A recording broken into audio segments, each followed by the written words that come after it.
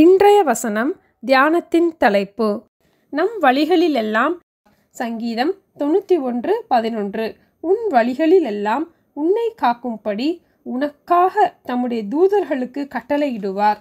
நம்முடைய வழிகளிலெல்லாம் நம்மை காக்கும்படி நமக்காக தூதர்களை கட்டளையிடுகிற தேவனை நம் வழிகளிலெல்லாம் நாம் நினைத்து கொள்ள வேண்டும்.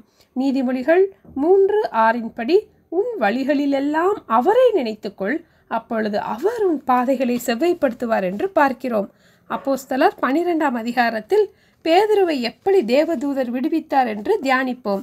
ஏரோது ராஜா சுவிசேஷத்தை பேதுரு அறிவித்தது நிமித்தமும் ஜனங்களை பிரியப்படுத்துவதற்காகவும் தன் சுய நலத்திற்காகவும் பேதுருவை சிறைச்சாலையிலே வைத்தார்.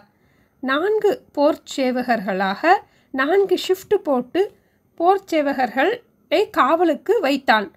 பேதுருவை காப்பதற்கு 16 பேர் இருந்தார்கள். பேதுருவை 2 சங்கிலிகளாலும் கட்டி 2 சேவகரை நிறுத்தினான். இதுபோக காவல்காரரும் கதவுக்கு முன்னிருந்து சிறைச்சாலையை காத்து கொண்டிருந்தார்கள். சபையார் எல்லாரும் பேதுருவுக்காக ஊக்கமாக ஜெபித்தார்கள்.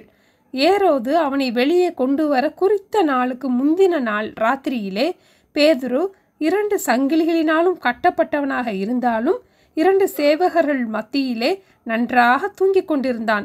காவல் காக்கிறவர்கள் காத்து கொண்டிருந்தார்கள். அப்பொழுது கர்த்தருடைய தூதன் அங்கு வந்து நின்றபோது அறையிலே வெளிச்சம் பிரகாசித்தது. அவன் பேதுருவை விழாவிலே தட்டி சீக்கிரமாய் எழுந்திரு என்று அவனை எழுப்பினான். உடனே சங்கிலிகள் அவன் கையில் இருந்து தானாய் விழுந்தது. தூதன் அவனை நோக்கி, உன் அறையை கட்டிக்கொண்டு உன் பாதரட்சைகளை தொடுத்துக்கொள் என்றார். அவன் அப்படியே செய்தான். பின்னும் தூதன் அவனை நோக்கி, உன் வஸ்திரத்தை போர்த்து கொண்டு என் பின்னே வா என்றார். அந்தபடியே அவன் புறப்பட்டு தூதனுக்கு பின் சென்றபோது தூதனால் செய்யப்பட்டது மெய்யென்று அவன் அறியாதபடிக்கு ஒரு தரிசனம் காண்கிறதாக நினைத்தான். அவன் 1ஆம் காவலையும் 2ஆம் காவலையும் கடந்து நகரத்திற்கு போகிற இரும்பு கதவண்டையிலே வந்தபோது அதுவும் தானாய் திறந்து அவனுக்கு வழிவிட்டது. அதன் வழியாய் அவர்கள் புறப்பட்டு ஒரு வீதி நெடுக நடந்து போனார்கள். உடனே தூதன் அவனை விட்டு போய்விட்டான். அப்பொழுது பேதுருவுக்கு தெளிவு வந்தபோது, ஏரோதின் கைக்கும் யூத ஜனங்களின் எண்ணங்களுக்கும் என்னை விடுதலையாக்கும்படி கர்த்தர் தம்முடைய தூதனை அனுப்பினார் என்று நான் இப்பொழுது மெய்யாய் அறிந்திருக்கிறேன் என்றார். பேதுரு தூங்கினாலும் கூட இஸ்ரவேலை காக்கிற தேவன் உறங்கவும் இல்லை, தூங்கவும் இல்லை. ஆண்டவர் விடுவிக்கிறதற்கு போர்ச்சேவகரோ சங்கிலியோ காவல்காரரோ இரும்பு கதவுகளோ தடை செய்ய முடியவில்லை. தடைகளை நீக்கி போடுகிற தேவன் அவனுக்கு முன்பாக சென்றார். நம்முடைய வாழ்விலும் நாம் சிறையிருப்பின் அனுபவத்தில் இருப்பது போல இருந்தாலும் ஆண்டவர் நம் வழிகளிலெல்லாம் நம்மை காக்கும்படி நமக்காக தம்முடைய தூதர்களுக்கு கட்டளையிடுவார். சூழ்நிலையை குறித்து நாம் கவலைப்படாமல் தேவனை நோக்கி ஊக்கமாக ஜெபிப்போம். தேவனுடைய விடுவிக்கும் திட்டத்தை யாரும் தடுக்க முடியாது. ஏசாயா 54:17 உனக்கு விரோதமாய் உருவாக்கப்படும் எந்த ஆயுதமும் வாய்க்காதே போம் என்ற வசனத்தின்படி விரோதமான காரியங்களை ஆண்டவரே வாய்க்காமல் போக பண்ணுவார். சத்துரு ஒரு கதவை பூட்டினாலும் ஆண்டவர் அதை திறப்பார்.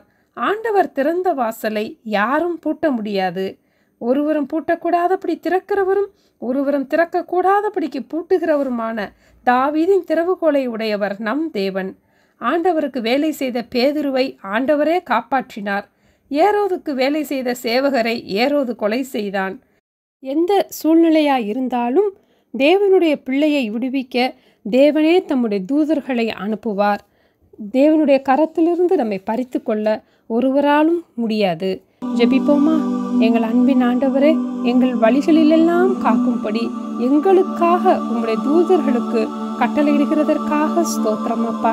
எங்களுக்காக யாவையும் செய்கிற கர்த்தருடைய கரத்தில் எங்களை முற்றிலும் அர்ப்பணிக்கிறோம். தேவ சமாதானம் எங்களை ஆளுகை செய்யட்டும். இயேசுவின் நாமத்தில் ஜெபிக்கிறோம் பிதாவே, ஆமேன். தேங்க்யூ. Have a பிளெஸ்ஸட் day.